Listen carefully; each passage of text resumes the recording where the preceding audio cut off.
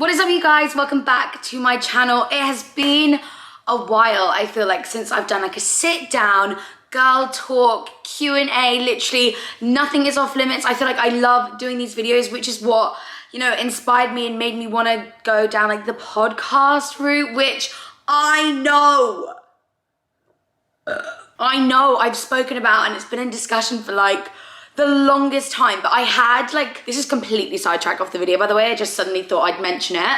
I've had like a revamp of what I want the podcast to be and like the direction that I want to take it. And it's nothing that I've seen anyone, it's not gonna be like any of the existing podcasts created by similar influencers like me. I feel like I definitely want to take a different direction. But for now, I'm gonna stick with the like girl talk Q&As here on YouTube, as they're literally my fave. I feel like me and my audience, or you know, you watching if you submitted a question, we got that trust. I feel like I can give quite relatable advice and I try and keep it as real as possible. Absolutely not an expert. I do try and pick questions that like aren't, you know, requiring like medical advice or anything. I actually haven't even read half of these questions. All I know is that I'm going out after this. I've got a little glass of rosé. If you're watching this when this goes up, or whenever you're watching it, like in the evening or something, let's grab a drink. Let's just have a chat. But before we jump into this video, who likes to look at me phone case? This part of the video is actually sponsored by Casetify, and very, very excitingly, I think by the time that this goes up, the new iPhone 13 has come out. So if you're planning to get the new iPhone 13, where are you gonna get your case from? Casetify. Obviously, I don't have the iPhone 13 yet, but I still get all of my existing cases from there. I love that they're made out of recycled material. I think the like up to iPhone 12 cases, 50% recycled material, but with the new iPhone coming out, the iPhone 13, they are newing and improving their cases, and they're made up to 65% recycled material, which is amazing. I love that they're becoming more and more sustainable as we're getting new phones and things are just developing. One of the main things I love about the Casetify cases as well is the fact that they are drop proof. They're ultra impact cases. You could literally drop them from like 8 foot and your phone is going to be okay. The amount of designs that they have is crazy. I currently have just a matte black case. I'm very prone to just making my cases like a bit grubby with makeup, and this matte black case with rach at the bottom, I could pick the font, the color, the placement on it as well. I'm honestly obsessed with it. But I got this design as well. I love that they come in these like bougie boxes as well. Makes the most amazing gift, especially if you use the personalized option, but as well as the print. Like, I'm obsessed with this smiley print at the moment. Their ultra impact cases are also 100% BPA free. They are non-toxic and non-hazardous as well. Like I said about them being ultra impact and stuff, they have special like bumpers around the case for that ultra protection while still looking like really sleek. You can literally customize on majority of their cases a lot of the design, like the color of the material around the edge. Want it plain and customizable. Also makes a really amazing gift. But yes, like I said, the new iPhone 13 is coming out. Make sure that you are case ready. If you're planning to get the new phone, make sure you pick up a new iPhone 13 case from Casetify. Like I said, they're new and improving all of their cases to fit the new specification and like improving their materials, the sustainability of it, the drop resistant of it. Also, Casetify do those mirror cases as well. So if you like need a mirror on the go doing your makeup, Casetify is the brand that do those mirror cases. And even them, especially with the new iPhone 13 spec, they have a drop resistant of like 5 foot.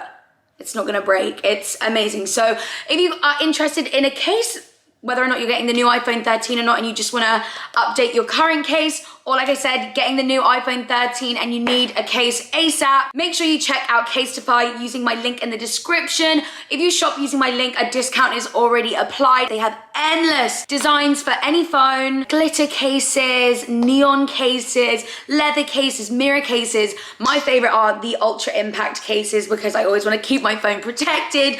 I'm always flinging it about places. Make sure you check out Casetify. The link is in the description bar down below, and a discount will be applied if you shop using my link. But yeah, without further ado, I'm gonna actually use my phone to answer your guys' questions. So let's have a little swig and let's just jump in.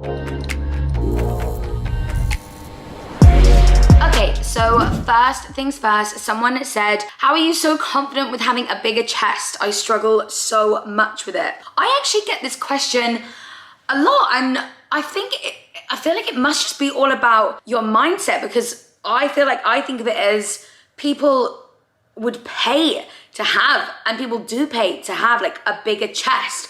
But I feel like as a bigger chested girl, when you're coming to me with a question like that, I feel like you might mean about like just like sagging boobs or just like feeling bigger in general. And I feel like it's all about shopping for your size. Like, I feel like I had to overcome this when I started like getting a bigger chest, or just like getting bigger in general. I feel like I really wasn't admitting to myself that I was going up in dress sizes. I'd always try and shop for my dress size that I was back in school, because that's what I always had been. Like, there's no way that I'd be getting bigger, do you know what I mean? But it's just all part of growing up. And I think the sooner you accept that, you know, you do have to get a bigger size for things to fit properly, honestly, the happier you'll be. And I don't know why there's such shame around like going up a dress size. Yes, it's obviously a bit, I don't know what the word is. It's not bad. Like it always feels like a bit like daunting. Do you know what I mean?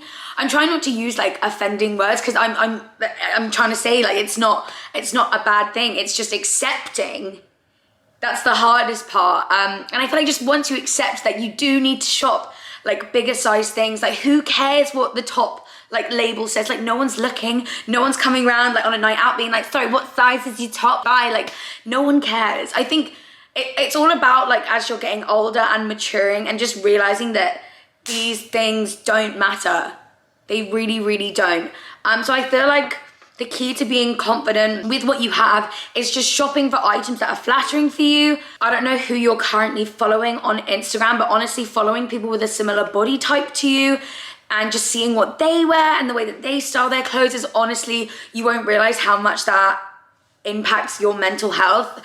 Like, because it's hard to not compare yourself to other girls when you're following people that look nothing like you, and then you're just like, why don't I look like that? Because that's all that you're seeing, and you forget there are people out there with bodies just like yours, similar body types. I hope I can be that person for you, and I hope you maybe take some inspo from me.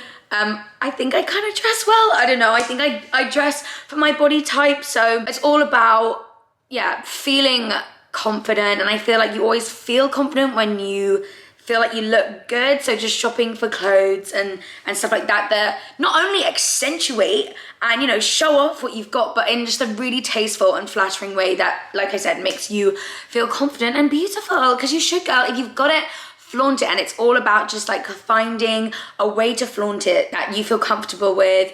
And yeah, I really hope that helps. I always get that question and I never know what to say. So I hope what I've said makes sense and you take something from that. Cheers. Someone said, have you ever had doubts when dating someone?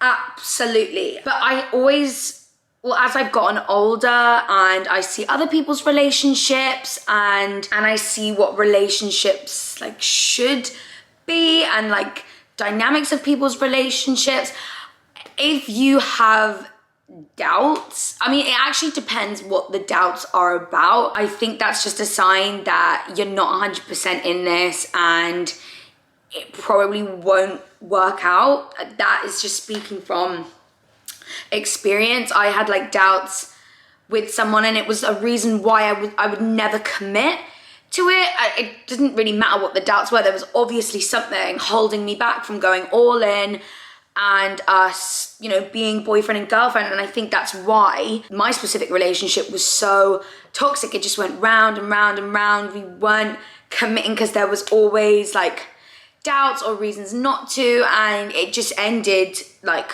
so badly. And I think that all stems from each other really having doubts and not really communicating those doubts. So they just fester and then you project them in like different ways within a relationship. So honestly, if you're having doubts, but again, like I said, it depends what the doubts are about. If your doubts are about yourself in the relationship and like, I don't think, you know, I like this person as much as I do. I don't think they're really gonna like fit in with my family. I don't think I can see a future, but like, I'm not sure. If you're having those doubts about yourself, most times out of 10, you'll project those doubts in a way that will affect your relationship, and it'll be like you'll do things to upset the other person to almost make them break up with you and like prove your doubts right.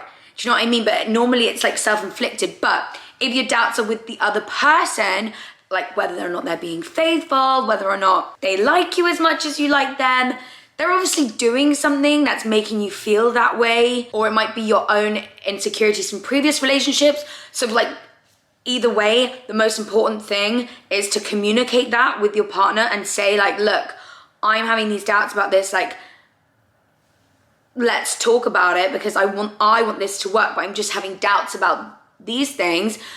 If they are your person and they care a lot about you, they will want to go above and beyond to prove you wrong and like not make you doubt yourself. And it's when they don't do that, I feel like X. Like, you know, in Love Island with Jake and Liberty, she was having doubts, like didn't think she was good enough and stuff. And he would just be like, but you're my girlfriend. And we were all screaming at the TV being like, just tell her that she's gorgeous, she's got nothing to worry about, you don't care about any of the other people in the villa. Like, do you know what I mean? So that's my advice on if you're having doubts. I feel like I went a little bit off tangent, but I hope that was good advice. I speak, like, I've had tons of like relationship experience. I really like haven't, but I have been through the ringer with like situationships, I'll tell you that. Someone said, do you ever feel like you're wasting your life away and not doing enough for yourself? Oh my God, with me turning 25 in October, I have this thought all the time. I feel like I said in a previous video, I have like a phobia of death, and I had so many of you guys reach out to me saying that you feel the same, but after seeing what you guys said, I don't think I have a phobia of death. I just think I have death anxiety because I'm not so scared of death that I'm scared to go out and like scared to get in a car or like anything like that, which from what I've seen you guys reach out, like you are genuinely so scared of death. And I thought my death anxiety was bad, but I can't imagine being actually genuinely so terrified of it that it stops you, you know, actually living your life, because then that kind of goes against everything. Like, you shouldn't let death stop you from living because you want to live the best life that you can before you do die. Like, do you know what I mean? But yeah, obviously I have like this thing about death anxiety, and it's all just going to be like over one day. I want to obviously make sure that I've done the best that I can. There's so many things that I want to do, and then I just like don't get around to doing them, and I'm like, Rachel, come on, like you could be doing so much better and more if you just like did this or did that. So I absolutely feel like sometimes I'm just like, what am I doing? I don't know, I'm just kind of like riding the Rachel wave that is my life right now. So yeah, absolutely. And it's funny that you say that because I have seen so many TikToks recently saying the same thing, of people being like, are people just in this state of mind at the moment where they're just like, what am I doing? And like, what is going on? I feel like everyone has either been through that, has had that thought, or yeah, I feel like you get to your mid-20s and you do think like, I should be doing this, I should be doing that. But I saw a quote once that said, you know, you're so busy focusing on the next part of your life and like worrying about the next part that you forget to live in the present, which a while ago would have been the next part of your life. Do you know what I mean? You can't stop thinking about the next part of your life and forget to make the most of and just live in the present. And again, I've seen another quote loads of people talking about recently being like, I'm just gonna live every day like it's my birthday. And I feel like I wish I could do that. But that's such a nice mindset to live in, of just, yeah, you just never know when it's gonna be your last day. And wouldn't you just, well, when you die, you don't even feel regret, but like, you don't wanna not have made the most of every second and every opportunity. So I also feel like it's really important to try. I know I'm guilty of doing this, and I feel like everyone does it, and it's so much easier said than done, but try not to compare your stage of life with someone else's stage of life. Like, some people's goal might have been to be married and with 3 kids at the age of 22, but that doesn't mean they're any further ahead in life than you are. Like, because that's never ever been my goal. I don't even know if I want kids, do you know what I mean? So when I see everyone being like, oh my God, everyone around me is like having kids and doing that, like I feel like I'm behind that. See, like, that is not what I ever wanted to be doing at this part of my life. Where you are in life right now, try not to compare it to people around you or anything like that, because yeah, like I said, everyone's goals are different. and you just need to set your own pace of things in life. And I feel like everything happens for a reason. So yeah, I feel like I've just tried to say like all of the like best quotes that I can to just calm everyone down. It's fine. We're all gonna get through this. It's not a race. Let's take our time. What will be, will be. Cheers again. Someone said, what do you think about friends who completely cut you off after getting a significant other, but then want your emotional support after their breakup? This is a hard one because I feel like that's so common. If someone completely cut me off, but then wanted my support, I'd be like, well, no, like we haven't really been friends. Like you haven't been there for me like at all.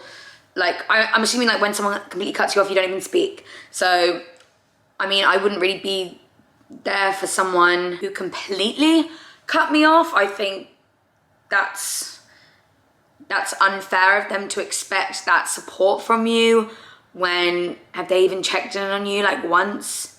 Their priority was their life, so just focus on yourself, do you know what I mean? But if your friend kind of distanced themselves from you, only checks in from like time to time, and you know, is still like a friend in your life, and then wants your support if they break up, again, it's a hard one because, I mean, look at your parents, I guess. My parents really are just like with each other. They have like friendship groups of like other couples and stuff, but they do everything together. They're like partners in life, do you know what I mean? So I think it's sad, obviously watching, like, obviously when you're at this age, like you're in your best friend bubbles and like you think like your BFFs are like forever, which they are obviously, but like, you know, when someone gets into a relationship, you do have to come to terms with the fact that your friendship with them might take a back seat. Still in the car, but just, you know, the back seat. I mean, yeah, look, I don't know, like, you just have to have some empathy to the situation of just, like, they're obviously working, like, on their relationship, which takes up a lot of time. I am saying this out loud. Sometimes I find it hard to sympathize because I've actually never really been in, like, a really, really serious relationship where, like, you know, you go on holidays and you're just like infatuated with each other and you want to spend every second with someone. Like I've never really like had that like boyfriend girlfriend relationship, so like I can never really understand it as someone with experience. But I'm just trying to talk from like a mature standpoint of just being like, you do have to have a level of understanding, and obviously if they are still your friend at the end of the day, you should be there for them no matter what, and just like put your pride aside to just hear them out and hear them vent. And in the back of your head, you can think like, especially if you warned them about this person, you could be like in the back of your head, think, you know, I told you so, wish they'd listen to me, like all of this stuff. But really actually saying that doesn't really benefit anyone except yourself, to try and make yourself feel better. And in those situations, your friend's just been broken up with, like, it's unnecessary, and I should really like learn from that advice. I feel like I haven't really experienced that around me recently, but if I do, I feel like I need to remember like that is the way to approach those situations. But yeah, if they are still sort of like a friend and like have been, maybe there's just been distance between you because they've got in this relationship, and especially when you don't have a relationship, it's hard because you just feel like alone and lonely, and they obviously don't because they've got someone. Yeah, I feel like you just have to kind of put your ego aside, and you know, if they really were your friend and like have been a friend, obviously just with the distance between you, yeah, to put your pride aside and be there for them, because I feel like as friends, you are meant to be there for each other no matter what happens, as long as it's not been like horrible arguing, like that's the reason that you've been cut off. If it really has just been like a sort of a drifting thing, then yeah, I think you should be there for your friend no matter what. Someone said, bored of my relationship, but I love him. Now this is a tough one. Let me have a sip. Because I feel like sometimes you see things like this happen in movies and stuff, is when people say like sometimes love isn't enough. But I feel like that's the last resort advice from that, because sometimes you can love someone like so much, you know, if you're not getting what you need from them, you're doing yourself a disservice by like justifying your sacrifices or your mental health because you love them. Like, you know, I love, you know, dark chocolate, but I don't like stuff my face with it every day, you know what I mean? That's not a reason to do that, if that makes sense. Yeah, if you've, obviously I feel like the obvious advice is to be like, what is it that you're bored of? Is it just the same old routine with them? Your sex life with them? Like, what is, like, I don't know, just them in general? Because if it's them in general, then yeah, staying with them just because you love them, I don't think is enough, and that's not fair. Like, there would be someone out there that, number one, would appreciate you for everything that you are, but then also for them, like, the stuff that you might be bored of, someone out there might really like, and you're doing each other a disservice just staying with each other out of comfort and, you know, just because it's easy. It's like easier that way because life is short, as we've just said. Like, you don't want to feel like you're wasting it, because especially if you feel this way. But yeah, if the boredom is coming from, you know, things that you can do to change, like same with routine, go away on a holiday together, or start some new hobbies together, or, you know, just like spice things up that way. Or again, same in like the bedroom, if you're bored of the same old stuff,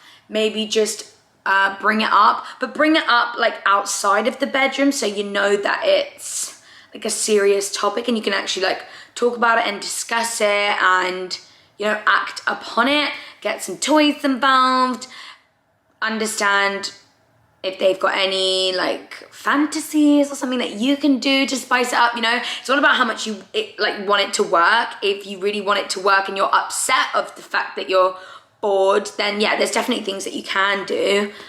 I hope that is the kind of advice that you were after. Someone said, this isn't really like a girl talk question, but I actually got this question quite a few times. Would I go on Love Island if I was asked to? Now, if you'd asked me this like a few years ago, when people would, I don't know, I feel like if you went on Love Island like a few years ago, this was really like a life-changing experience. Do you know what I mean? Like, people could really like blow up from Love Island, and people still do. But it was like so much more serious back then, and people would investigate like your past, like as in like, when I say people, obviously the producers and stuff have to investigate your past to make, well, you say it to make sure that, you know, you're not like a bad person or you've done anything really offensive or anything. Like, I mean, as soon as people, like members of the public, find out that you're someone that's going on Love Island, they just like dig like Facebook. I feel like I'd be like, people come out of the woodwork, sell stories on you. Like, that's what it used to be like back in the day. So I would never do it back in the day because it was just so serious and it was such a big thing. But I feel like it's become a little bit more mainstream now, and people can go in Love Island, come out and still continue what they were doing. So maybe I would like next year, because I quite like the fact that people aren't, you can come out of Love Island and it not be this like life-altering thing. Do you know what I mean? Because I would want to come back out and still do like what I'm doing. If it gave me a little bit more of a platform, then great. If it got me into like presenting jobs and stuff like that, fantastic. But, you know, I'm so happy with the level that I'm at right now. I don't feel like I would use Love Island to like elevate me in any way. I would genuinely just go on to like make funny TV and, you know, just have, I'd love to see who I could potentially couple up with. I would genuinely be going on to find a boyfriend, and that'd be it type thing. So, I mean, yeah, I would now, but I wouldn't back in the day. Like, it was too intense back then. Right, my camera's saying that it's really hot, so I just had to put like a fan on behind me because I was also getting a little bit hot. I need to go out in a minute.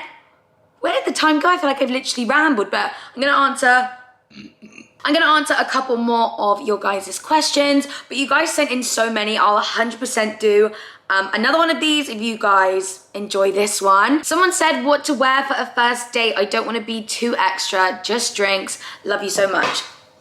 So your girl went on a first date the other day.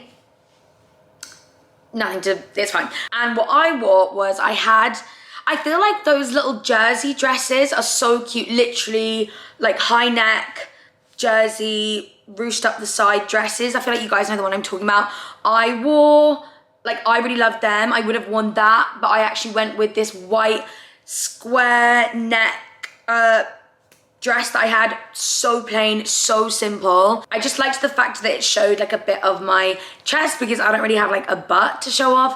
And I feel like on a date, you want to show a little, but like not too much. You don't want to give it all away.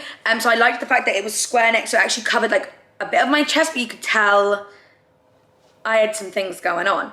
And then I just wore, if you guys watched my video with I Saw It First, the jeans and a nice top video, the blue checkered shirt, I wore that over the top because it was just such a nice like shacket vibe.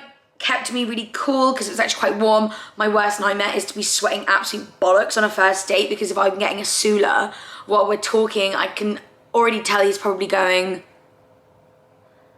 ooh, like at the beads of sweat on my lips. So wearing something that's gonna make sure that you're cool throughout the night is also very important. So that just kept things very breezy, but I still like looked like I made an effort like wearing a little dress, but it was just such a casual dress. Shirt, I wore just trainers and like a little bag, and then obviously made sure that my hair and makeup looked really cute. Is that a good idea? I don't know, just like, or I was gonna wear like a shirt like this and a skirt or something. Just like something, it looks like you've made an effort, but you're still very casual. You know what I mean? Especially if it's drinks. So yeah, or just jeans and a nice top. And you should go and watch my other video for some inspo on that. I'm gonna end on this one because I feel like it's a good question and kind of a serious question, and one that I can definitely relate to. Someone said, how do I deal with being sexualized in everything I wear because of my bigger chest?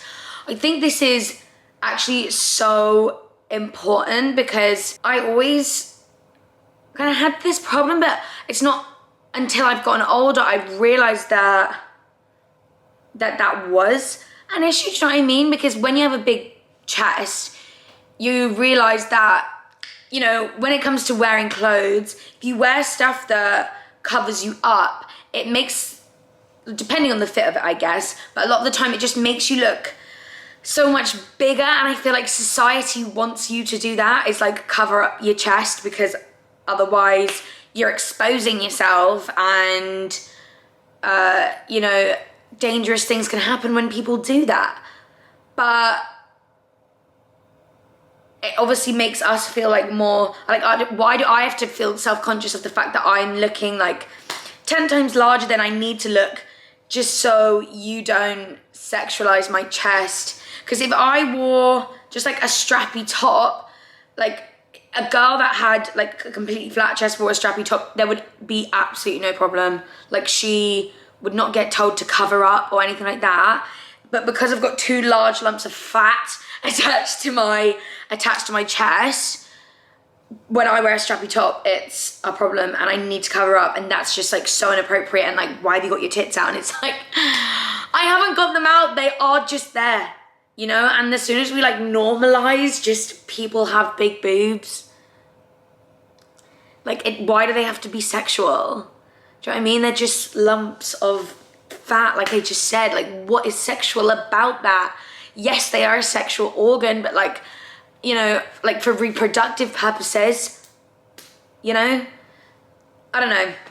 It's a weird one. And there isn't really a way to deal with it, in the sense of like, besides the obvious of just wear clothes that cover up your chest. But like, I just don't think that that's fair. Like, why should you have to do that? You know, I think it's such a tough one, and I don't know the answer, but I wanted to like mention this question anyway. Maybe you guys can sound off in the comment section down below of just like advice for this girl. And I mean, it would be advice for me too, of like how, there's not, how to stop being sexualized. I don't know, if I can kill all the men in the world. Do you know what I mean? Like, obviously that's never gonna happen.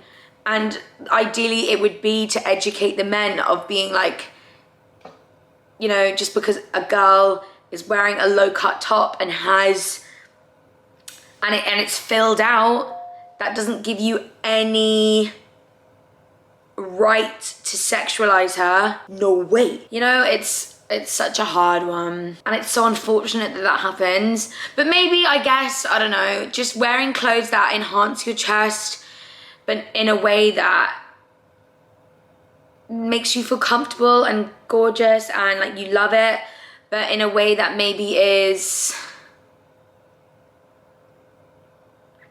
I don't know. I don't know what to say because I don't want to be like, but not in a way that's like not exposing yourself, because if you want to like expose yourself, then do it. Like, do you know what I mean? You shouldn't be scared to like have like your chest out and worry that something's gonna happen to you. Do you know what I mean? Just because you have a bigger chest. What is society, eh?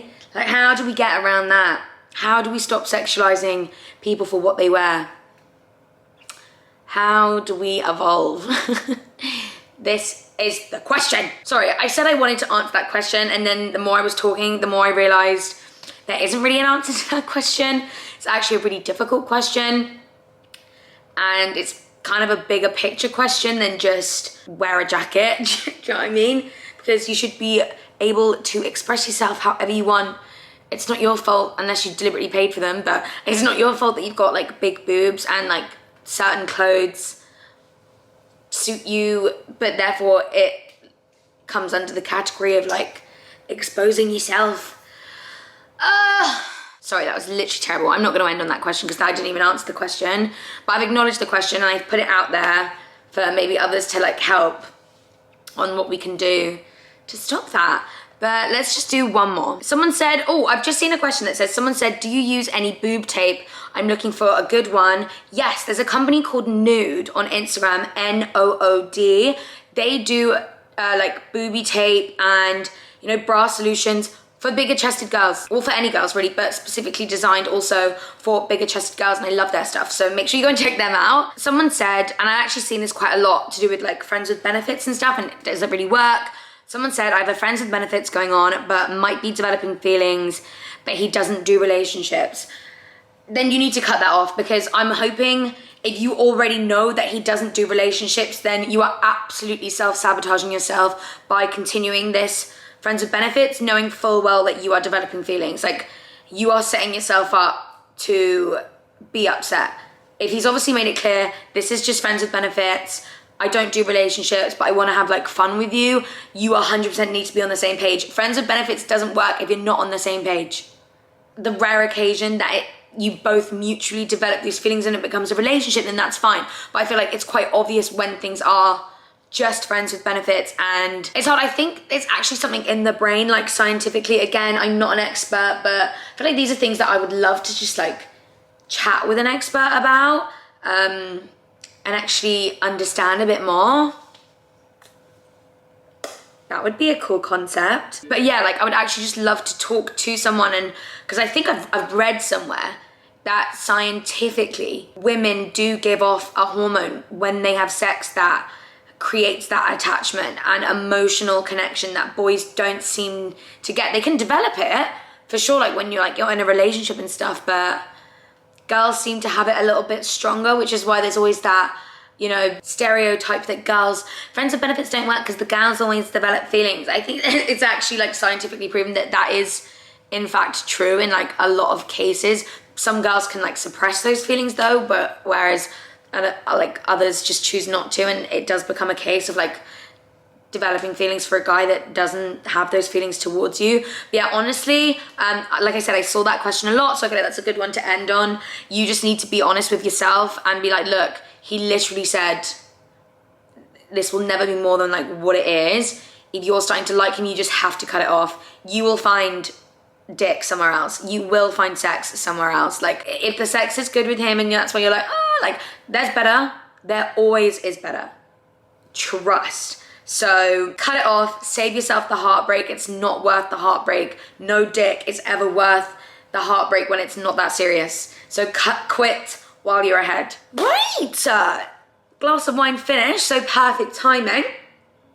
Quick sip, keep it healthy. But I really hope you guys enjoyed this video. I love sitting down and just chatting with you guys on all of these kind of things. Giving my advice. My advice is not the be all and end all by any means, but just some girl talk advice from an impartial person. Like I said, I got so many questions, so we can definitely do a part 2 if you guys really enjoyed this one. So if you did, make sure you give it a thumbs up so I know. Like I said at the beginning of the video, make sure you check out Casetify using my link in the description bar down below to get that discount. Obviously with the new iPhone 13 coming out, they have got a ton of cases with new and improved specifications, designs, materials. We love to see a brand being more sustainable as technology develops, but still keeping the same amazing product. I feel like everyone should have a Casetify case by now, and if you haven't, this is your sign to go and check them out and make the most of the discount. Get your own customizable case, you know, printed case, high impact case. Make sure you're protecting your phone. The link is in the description bar. But yeah, I love you guys. I really hope you enjoyed this video, and I will see you in the next one. Bye guys.